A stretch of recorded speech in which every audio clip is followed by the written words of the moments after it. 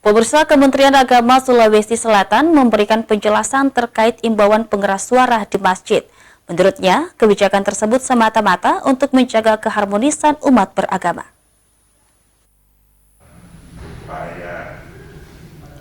Kebijakan pengaturan suara masjid yang baru-baru ini dikeluarkan oleh Kementerian Agama menjadi polemik. Ada yang pro, namun ada pula yang kontra. Terkait hal itu, Kakanwil Kemenak Sulsel, Haironi mengatakan kebijakan pengaturan pengeras suara masjid bukan hal yang baru. Pada masa Orde Baru juga pernah dikeluarkan kebijakan yang sama. Haironi menegaskan kebijakan tersebut semata-mata untuk menjaga keharmonisan sosial dan antar umat beragama. Kebijakan yang sama juga telah diterapkan di beberapa negara di dunia. Pengeras suara di masjid sesungguhnya juga merupakan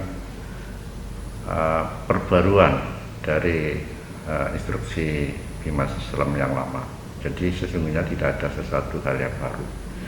Ini semata-mata niatan kami dari Kementerian Agama, terutama Gus Menteri, untuk menjaga keharmonisan sosial dan kerukunan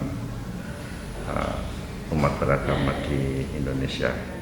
Surat edaran tersebut juga telah didukung oleh Majelis Ulama Indonesia, Nahdlatul Ulama, Muhammadiyah, Dewan Masjid Indonesia.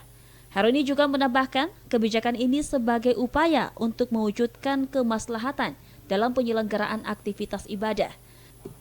Selain itu, sudah sejalan dengan Ijtima Ulama yang digelar di Komisi Fatwa MUI.